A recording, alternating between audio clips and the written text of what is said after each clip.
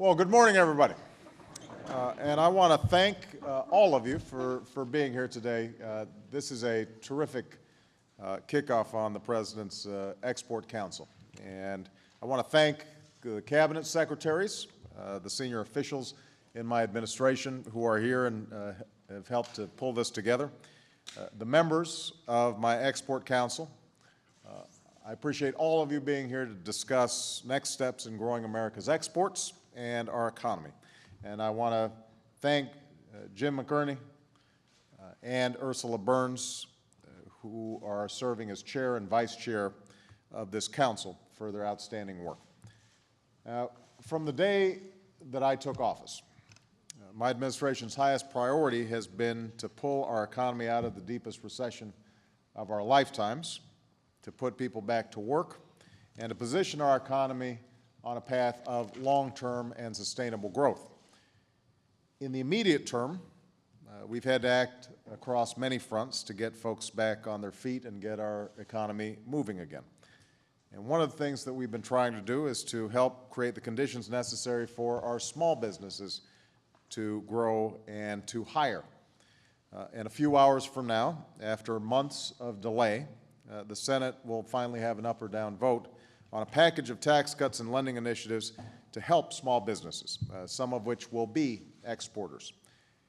Reinvigorating our economy in the short run and rebuilding it over the long term is not a one-step process. There are going to be many steps we have to take in the months and years ahead, but this is a critically important one, and I am grateful to those senators on the Republican side of the aisle willing to take this vote on behalf of America's small business owners. But even as we're working to get our economy moving today, we are also laying a new foundation for growth tomorrow, and that's where you come in.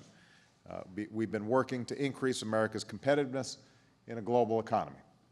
After all, one of the reasons we got into the mess we've been in over the last couple of years is because, let's face it, we grew complacent.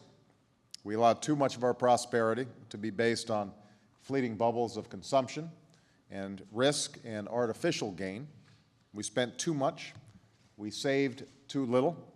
We allowed our economy to become bloated with debt, both in the private sector and public sectors. We failed to fully harness the talents and skills and creativity of the American people. And we put off investments in technology and innovation that are critical to helping our businesses compete in the 21st century. That's not a path we could afford to continue down, and that's why we've been working so hard to try to reverse those trends. We're upgrading our national infrastructure for tomorrow.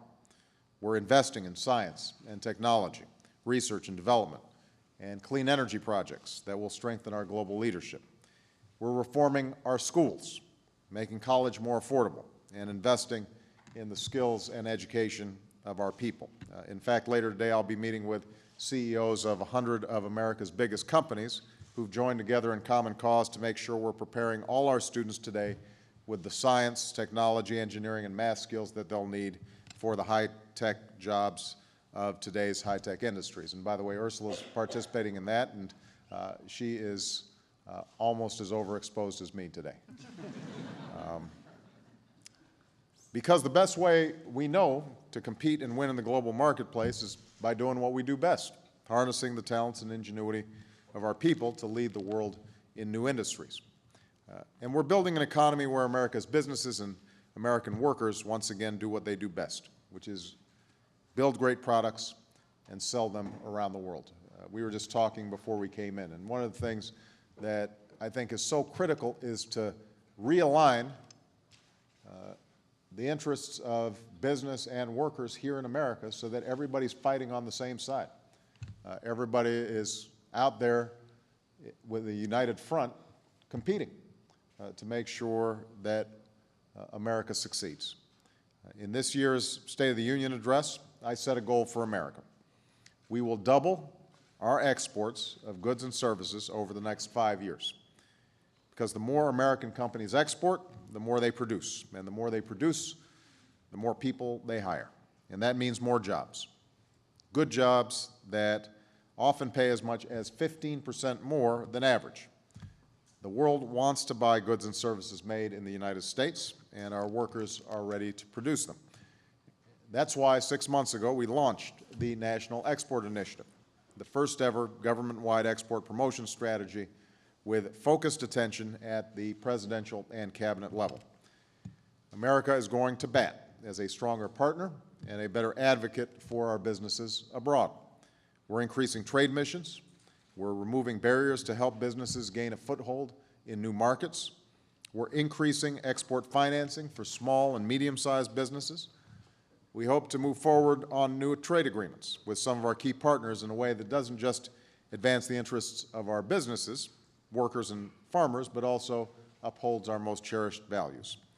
And finally, we continue to coordinate with other nations around the world to promote strong, balanced, and sustainable growth. So we're 6 months into what's going to be a 5-year-long process. And despite some strong economic headwinds this year, we've already seen some progress.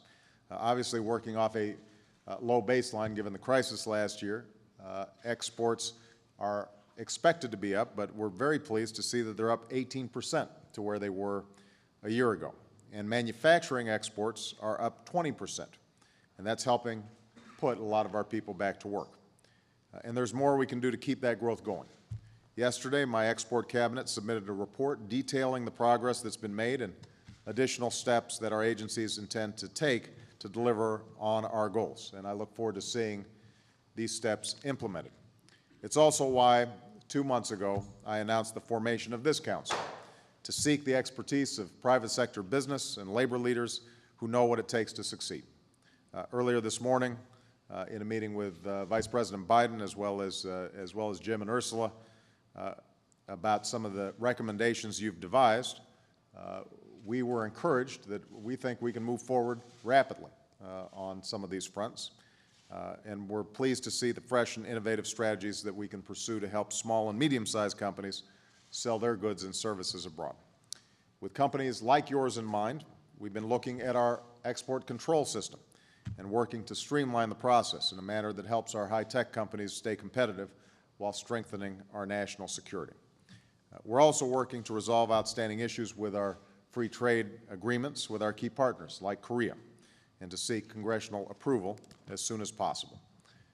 And as our troops come home from Iraq and Afghanistan and re-enter the workforce, I think it's terrific that we are going to look at a veterans retraining initiative that would help them translate their remarkable leadership skills, but also their technical skills, skills they've honed in the military, into careers in the high-demand science and technology fields that will keep America economically strong and globally competitive well into the future. So these are some of the steps we'll pursue to double America's exports over the next 5 years. When I made this initial announcement, some were skeptical, but the truth of the matter is that if we are increasing our exports by 14, 15% per year, something that is achievable, then we can meet our goal. And that's one of the ways that we're going to make this economy in the 21st century what it was in the 20th century, an unparalleled force for opportunity and prosperity for all our people. So I look forward to seeing your recommendations and our continued work together to make that happen. I am very grateful because this is a group of very busy people that you're willing to invest the time and energy that you already have and will continue to invest in the future to make sure that this council is productive as possible. This is one of my top priorities. I'm going to be paying close attention to it. My cabinet and my economic team are going to be working diligently on this. So I am very confident this is going to be a worthwhile endeavor that may indirectly help your companies, but is certainly going to help the country and the American people. Thanks very much, everybody. Thank you.